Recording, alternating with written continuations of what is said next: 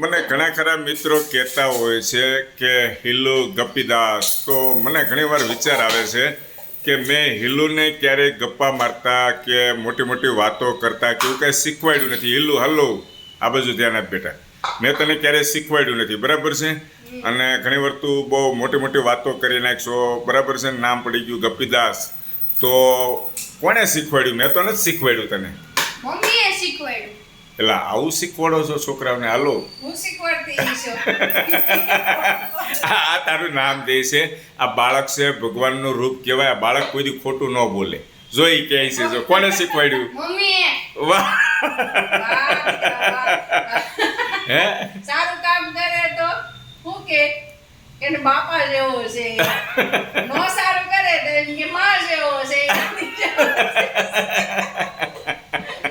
વાહ. પણ હિલુની વાત મને ગમી. જો એકદમ કોન્ફિડન્સથી કહે છે. બોલ બેટા, કોણે ગપાટા મારતા શીખવાડ્યું? મમ્મીએ.